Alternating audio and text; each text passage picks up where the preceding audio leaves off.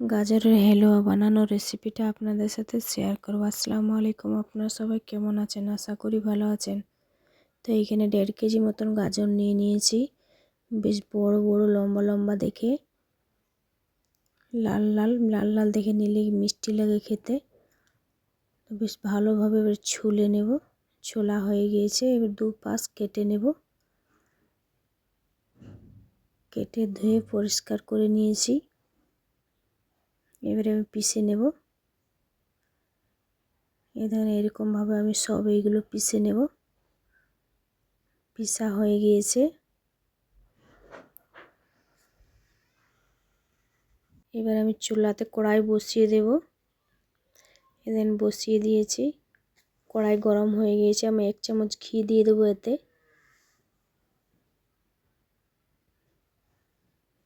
তেজপাতা, গরম মশলা দিয়ে দিয়েছি। এবার আমি গাজরগুলো দিয়ে দিয়েছি। আমি ঘি একটু কম দিয়েছি, তার কারণ সেন্টটা বেশি ঘিয়ের উঠলে কেউ খেতে চায় না। এবারে বেশ ভালোভাবে নেড়ে চেড়ে ঝনঝনে করে ভেজে নেব। আমি এখানে একটু তেল অ্যাড করব, ঘি কম দিয়েছি তার কারণে। লাল লাল করে বেশ ভেজে নিয়েছি, পানিটা শুকিয়ে গেছে।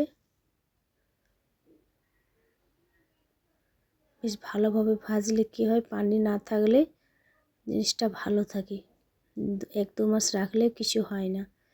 এখানে আমি 1.5 কেজি গাজর ছিল বলে আমি 500 গ্রামের মতো চিনি নিয়ে নিয়েছি। এর বেশ ভালোভাবে নেড়ে চেড়ে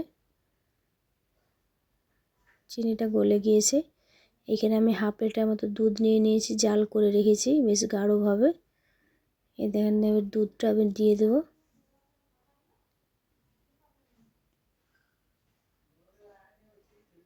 আর একবার নেড়ে চেড়ে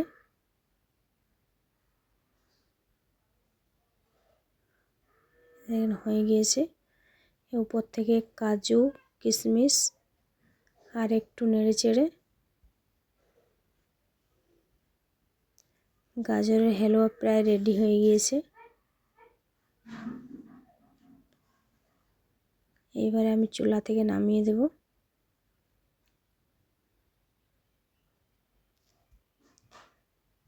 পরিবেশন করার জন্য রেডি। কাকে গাজরের হালুয়া ভালো লাগে খেতে অবশ্যই কমেন্ট করে জানাবে। আর ভিডিওটা ভালো লাগলে অবশ্যই লাইক, কমেন্ট, সাবস্ক্রাইব করে দেবেন। আল্লাহ হাফিজ।